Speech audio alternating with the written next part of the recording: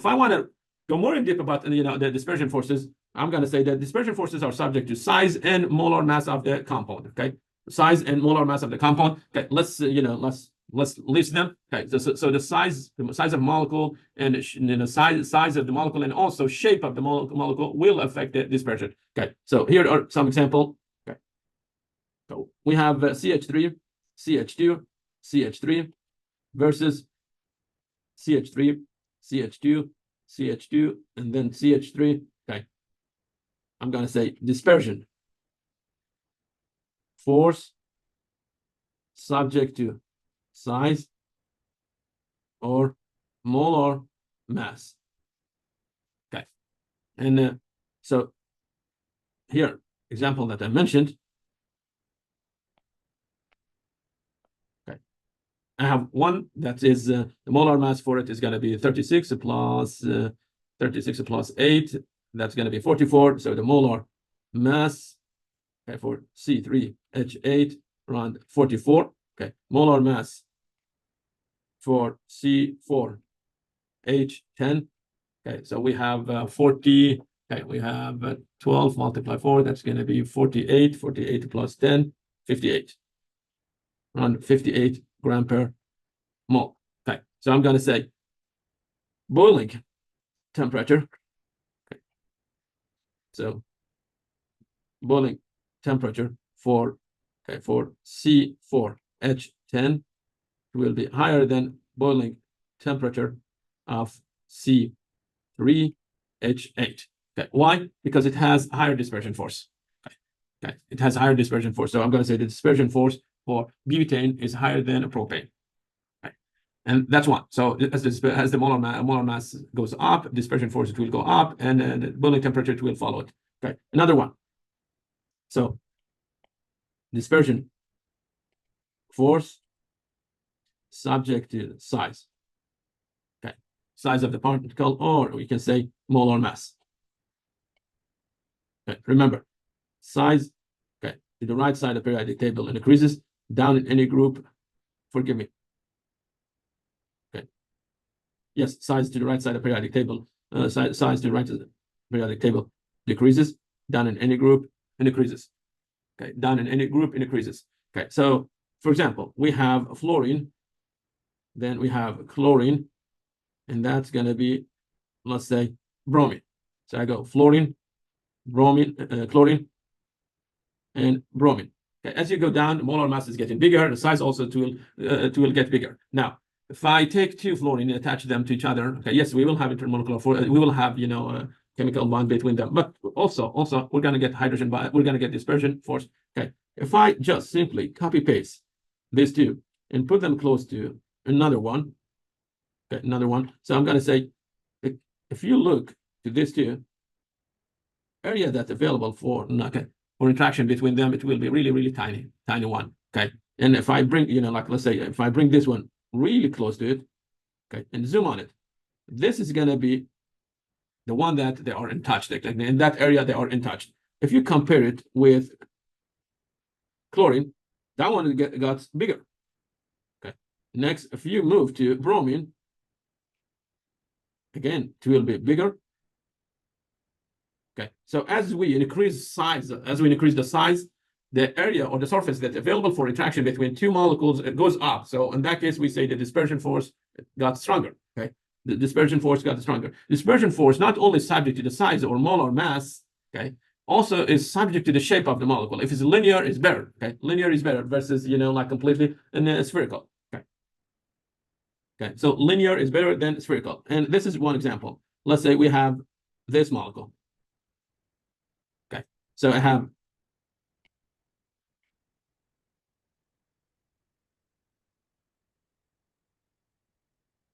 we have here one there one. I think we can go with maybe 4 of them. Okay, this one is linear, and you can take this molecule and rearrange it this way. Okay, so I'm going to erase one of the hydrogen. So let's say this hydrogen is gone. Next, this piece I will chop it.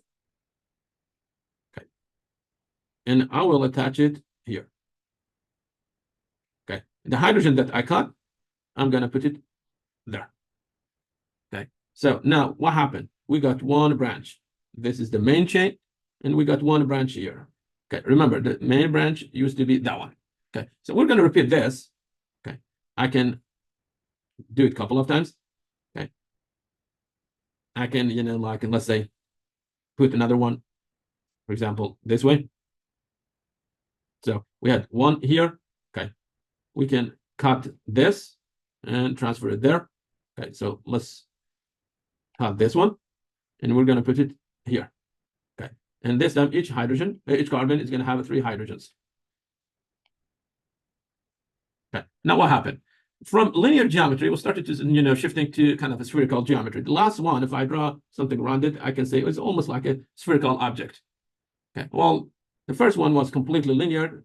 So the first one was completely linear. The second one got a branch, the third one, and the third one now turned to be spherical. Remember, I did not change the formula for all of them. So the formula for all, okay, for all of them, I have this formula. I'm going to write it there. I have C5 for all, and H is going to be 5 multiplied 2 plus 2, it will be 12. Okay, so the formula did not change. Because the formula did not change, the molar mass did not change. So should I get the same, dispersion forces? The answer is no. Which one has the strongest dispersion force? Let's talk about it. Okay, if you have a linear geometry, you can get something like this. Okay, called zigzag geometry. We have 1, 2, 3, 4, 5. Each of this represent 1 carbon. Okay, each one represents 1 carbon. So this is a carbon that's attached to hydrogens. Okay, and what do we have here? We have 2 hydrogens. Okay, and I can say that hydrogen, technically, they are attached to a carbon. Okay, I can put next molecule somewhere here. So I'm going to put the next one somewhere, say here. Okay, entire of this space, it will be available for dispersion force or intermolecular interactions. So I'm going to get some interactions here. Okay, I have more area for interactions. So I'm going to say the dispersion force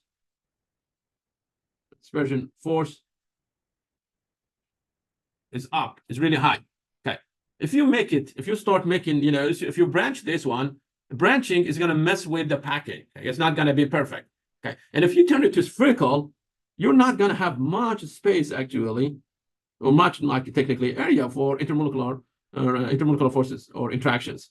So if I put the neighbor one somewhere here and attach them, okay, so if I attach them, I have just that tiny area, okay, available there for intermolecular forces. Okay, so if you compare these two, clearly the linear geometry has higher dispersion force. So which one is going to have the highest dispersion force? I'm going to say number 1. Okay, so the order for, or the trend for dispersion force will be number 1, then number 2, and number 3 is the least. Okay, so if you want to talk about boiling temperature, I'm going to say boiling temperature for number 1, it will be higher than number 2, and number 3 is the least. Okay, number 3 actually is gas. If I remember correctly, I believe it's gas.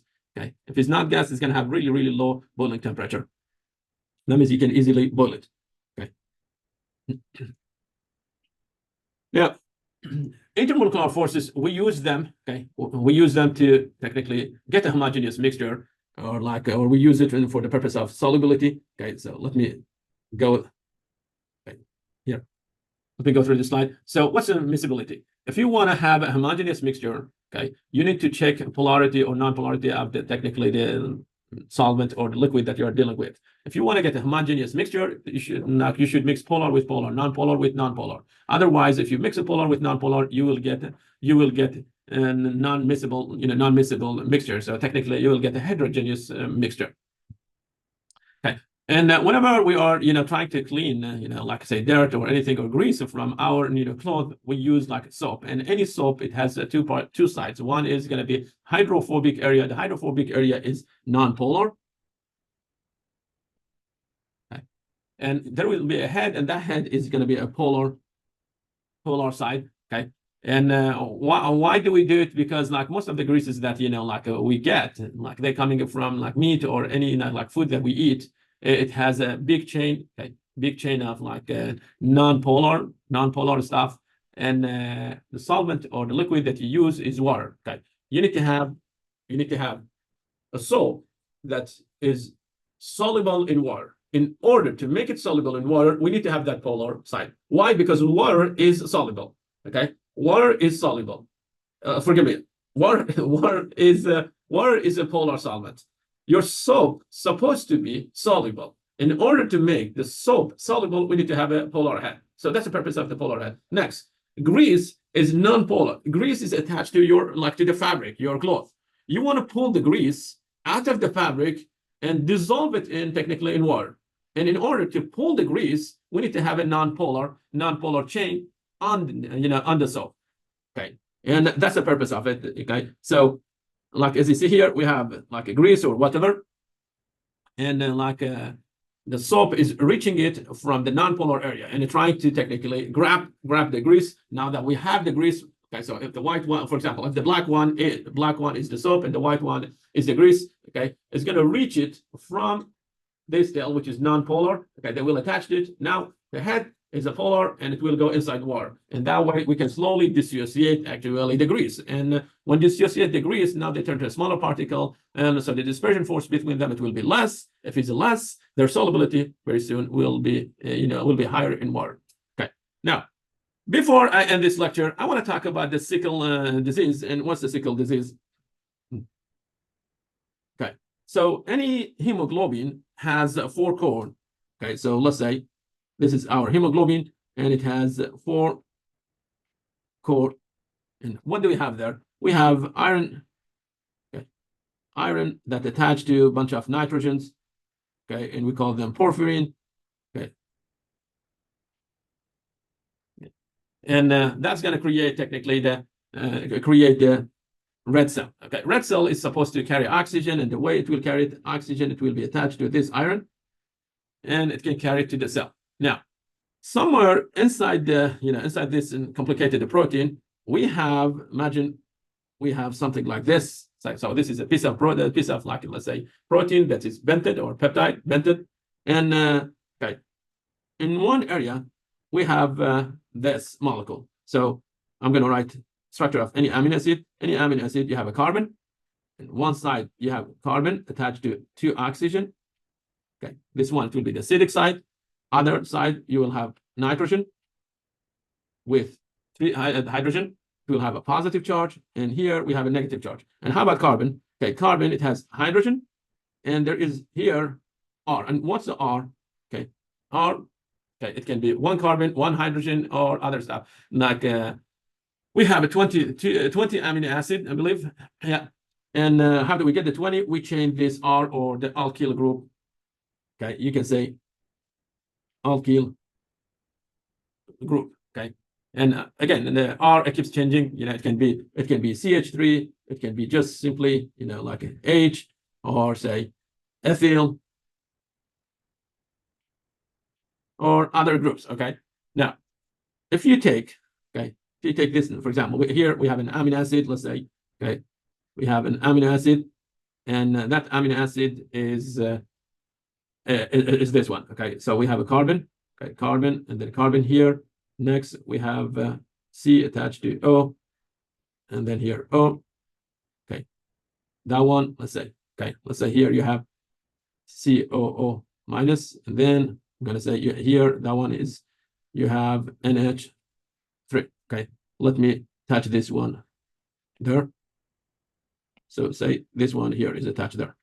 Okay, now this one is ionic, or it has a positive charge. Okay, and so in order to have like any interaction with this piece, we need to have another one is ionic here. If it's ionic, these two, they will get interacted. They will have interaction, and it will twist. Okay, and the one we have here, the one that we have in front of it, is non-polar. Okay, non-polar. Okay, and because it's non-polar, they will not interact, and the shape of the red cell, it will be almost flat, and it can easily carry oxygen. Okay, it can carry oxygen. Now, if you change this amino acid to this one, okay, so take this yellow group, get rid of that one. And the carbon that I deleted, okay, the carbon that I deleted, I'm gonna put it here. I'm gonna attach it to that one. Okay, so if I get rid of this carbon and just simply attach it to this one. Now I'm gonna get non-polar, okay, non-polar group there. Okay, that non-polar group is gonna have interaction with this one. Okay, and because of that interaction, structure of the cell, it will change and it will turn to this shape. Okay, and because we change, technically, because the structure of the protein or the cell got changed, efficiency in carrying oxygen, it will go down. Okay, and unfortunately, like if the mutation is huge with one person, that person is going to be dealing with some complication. But you need to have like at least, like I believe, at least in three sites mutation, and then you get like, disease. It's not like if one of them happen, and then that person will be sick. But interestingly, people that they are dealing with sickle disease, they are stronger. They have strength when it comes to malaria, and I don't know what's the reason behind it, but it's a true fact, and they proved it in Africa that those people, they have more strength against malaria. Thank you very much, and have a great time.